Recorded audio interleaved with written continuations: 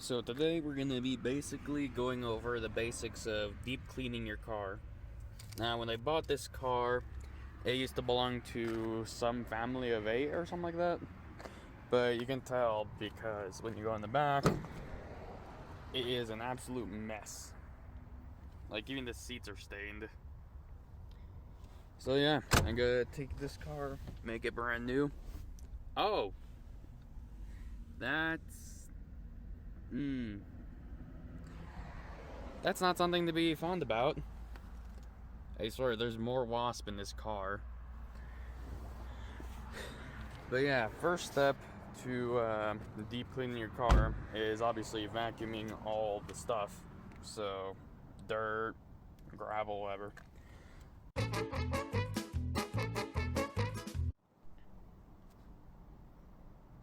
Now, the thing about vacuuming your car is that there's oftentimes a lot of, well, it can be nails, rocks, or whatever, that normal vacuums just are not built for. So, for this job, I always recommend a wet dry vacuum, especially something heavy duty like this, a 7 horsepower rigid, because what ends up happening is normal vacuums, they rely on the brushes. And those brushes, well, you don't have them when vacuuming a car. These things just have more powerful suction. Hell, you can lift a paint can with that thing.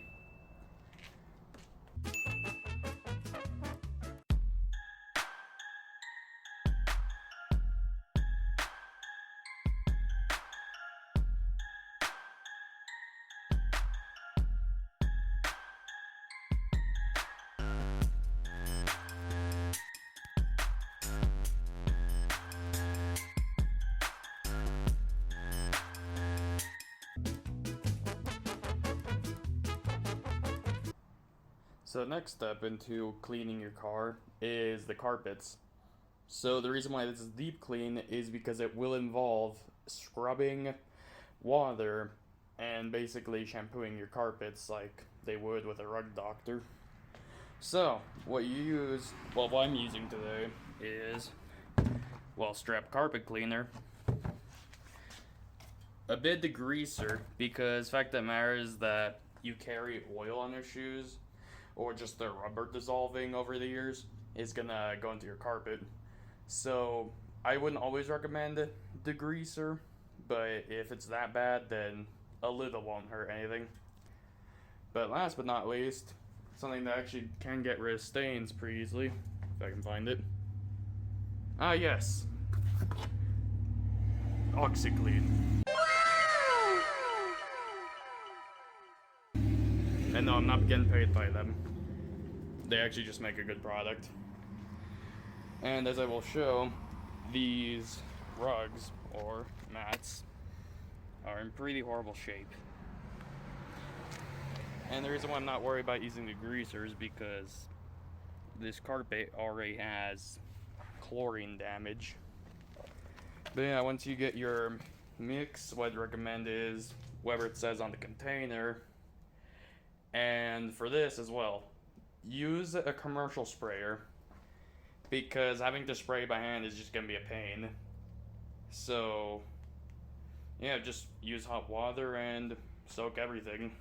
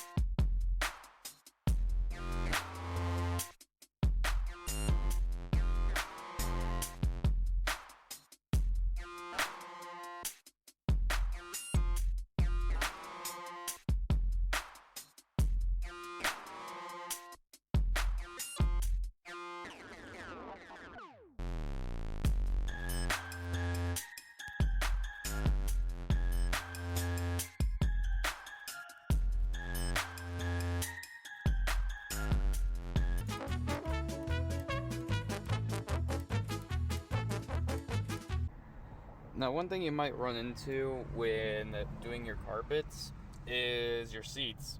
Oftentimes they're bulky and you can't really reach in here.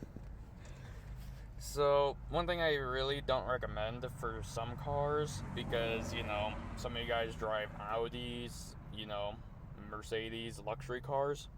So they have actually quite a bit of wiring going from the seat to, a car. Is essentially just get your bottle of whatever cleaner you're using and just spray it in there and vacuum it up. You don't have to worry too much about scrubbing in there, since really that's where the dirt is rather loose because you're not stepping there anyways. So a lot of cars, you can just take these off and pretty much just gives you access to it.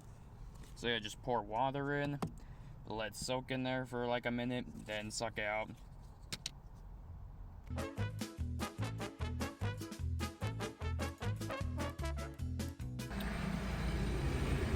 So basically the last thing you want clean is the seats. And I learned this the hard way, but the worst thing you can do is clean the carpets after the seats, because no one wants to get the wet after, cleaning the seats. And another tip with the seats is you don't want too much water soaking into them. So for this, I'd recommend a higher sudsing soap. So something that foams up a lot more. That way, they'll dry out quicker and they won't smell if they get too wet. And again, if you have heated seats or whatever, just be careful with these because, they're electronic. You don't want to get them wet to begin with.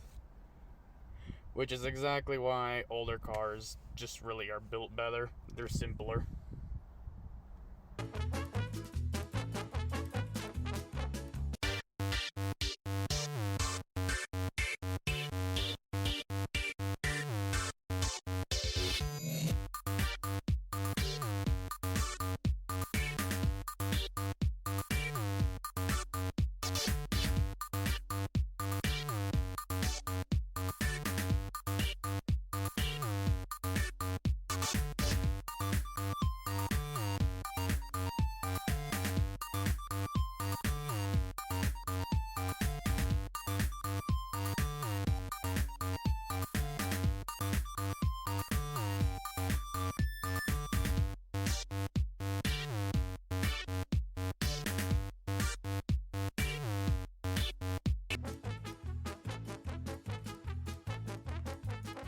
Now, the last step into cleaning your car deeply is essentially just rinsing it. Now, a lot of people buy, water extractors or whatnot. But the fact that matters is just refilling your spray with hot water works as well. Besides, for $70, it only does one thing. So you might as well just buy a wet-dry vac that can do both jobs.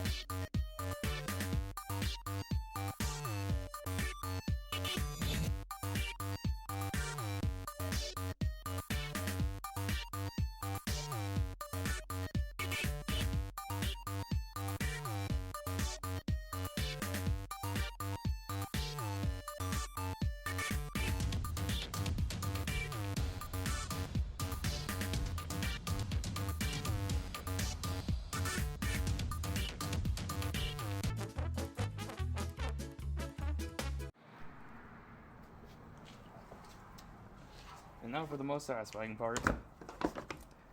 See how much crap was in your carpets. Oh! Nope.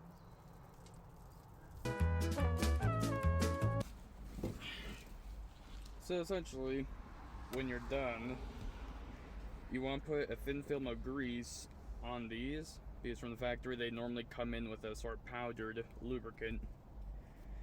And what I definitely recommend for grease is Lucas Red and Tacky.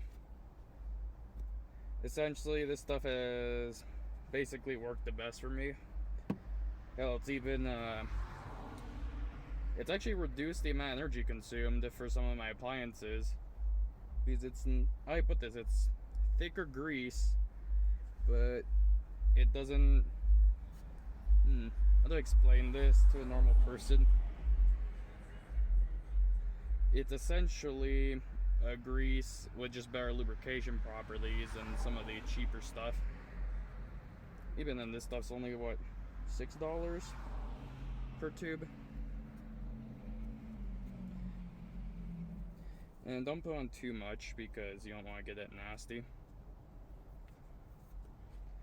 So now, it should slide in. Oh, this is the wrong one. Should slide in rather easily. This is the right one as well.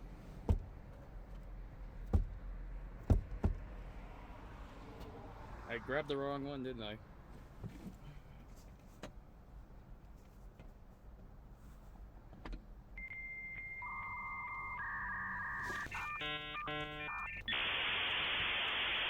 What? Oh, I had to push the thing. There we go. You're a fucking idiot. But you want to leave it up though while it's drying because more airflow. And yeah, that's pretty much it when it comes to putting stuff back in. Just wait for your mats to dry and lubricate these when you put them back in.